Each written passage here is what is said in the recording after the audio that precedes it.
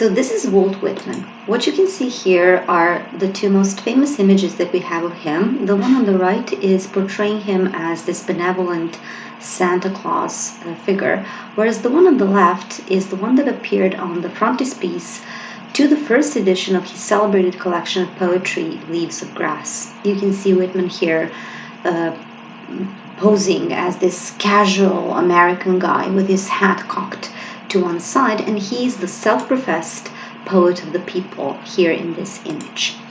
He did not look up to the poets from the past. Instead, he used free verse in his poetry, and in that way he enabled a specific rhythm that resembled everyday speech. And he was very different from other poets of this time, and with this technique that he used, he influenced especially the Beat generation to come in the 20th century, such as Williams, Carl Sandburg, and Allen Ginsberg. You're going to learn about them in another course. His Leaves of Grass is a collection that was published in 9 separate editions over a very long time span of 37 years, and each edition was different from the previous. Before we come to the Leaves of Grass, I will tell you something about Whitman and how he became the most important American poet of the 19th century. He began his career as a journalist. He founded a newspaper of his, which was called A Long Islander, and then he moved for some time to New Orleans, where he worked for the New Orleans Crescent, also as a journalist. He published many different pieces such as poetry, short stories, and he even wrote a novel which is called Franklin Evans or The Inebriate. The Inebriate means a drunk. While he was in New Orleans, he met a Creole woman with whom he had a very passionate affair, although we do not have enough evidence to support this. But I'm just mentioning it because later on, Whitman claimed to have fathered 6 illegitimate children, which we cannot prove today. So he was quite a strange person when it comes to his love affairs. During the following several years, he worked as so many different things. You can see it in the slide. He was a carpenter. He owned a printing office. He was a freelance journalist. He built houses. He dealt in real estate and so on, until finally in 1855 becoming the most celebrated American poet to date. Leaves of Grass appeared in 1855. And in the preface to the collection, he announced that he wanted to create the American myth, which was genuine, by celebrating, or as he says, singing, the greatness of his nation. So America itself becomes a poem to celebrate. This is especially seen in his poem, I Hear America Singing. The first edition of Leaves of Grass contained only 12 poems, but later in subsequent editions he's going to add more poems and even group them into separate editions. As for his style, he used ordinary words to describe ordinary feelings of common people in America. He also used Native American speech and much colloquialisms and slang words. I mentioned free verse, irregular meter, and he usually did not use rhyme. The vocabulary came also from everyday speech, so that any man in America, be it a worker or a professor or a farmer, could understand and relate to his poetry. He especially focused on the outcasts of society, such as lunatics, for example, or sick people, to stress the fact that each person matters in America. But later on you will see that America becomes the whole world, so that his poetry can be applied globally and not only to America.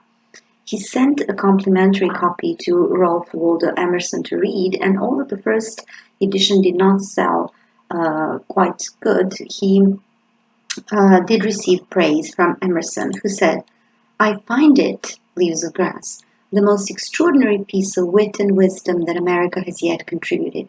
I greet you at the beginning of a great career. Emerson was going to support Whitman in the years to come, unlike other authors of his time, as you will see. So the following editions, as I said, had many more poems.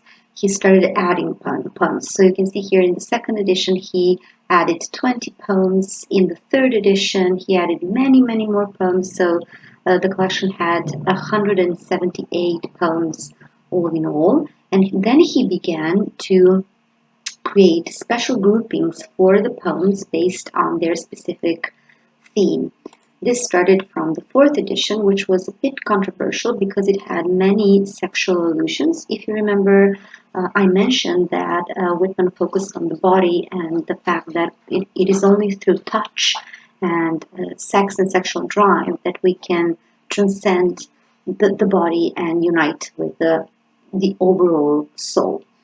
Um, the Civil War had a huge impact on Walt Whitman. He went to Virginia to find his brother who was wounded, and then he stayed there to help. He was a volunteer. And based on these experiences, he wrote many poems, which he published in a separate collection called Drum Taps.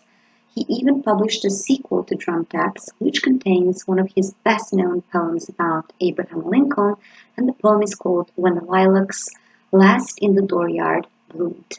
This is not the only poem he dedicated to Lincoln. You will see that Oh Captain, My Captain is also dedicated to him, and you will read the poem in your tutorials. After the American Civil War, he focused more on darker themes such as the soul, death, and immortality. One of the greatest things that he wrote after the Civil War is Passage to India, in which he celebrates three specific inventions by humankind. And these are really huge inventions. You can see it here in the slide. The first one is the Union Pacific Railroad, which basically spanned the continental part of the United States.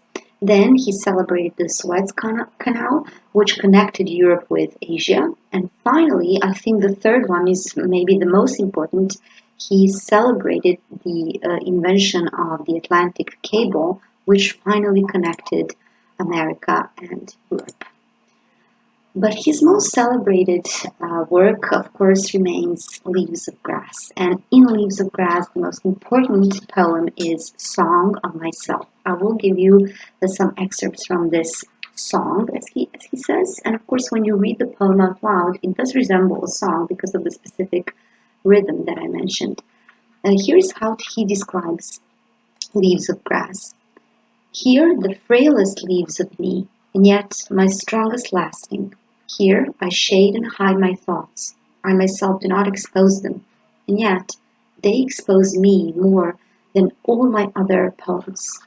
Imate dole I prevod, nego mojih najnežnijih lati, ali ipak najsnažnije trajnih. Tu sklanjam i skrivam moje misli, ja njih ne otkrivam, pa ipak one otkrivaju mene više nego sve druge moje poeme. So he announces his intention to give all of himself to us, and we will see what this I in his poems amounts to. So the first question we need to tackle is whether the I in the poems from Leaves of Grass refers to Whitman only. The answer is, of course, no. He uses the I to include not only himself in that I, but also all of us. So all humanity is basically contained in the I, in the poetic persona of these poems. You will see how this works in some excerpts. So Whitman's I represents self, which transcends the boundaries of self. Here is what he says in Song of Myself. What is a man, anyhow? What am I?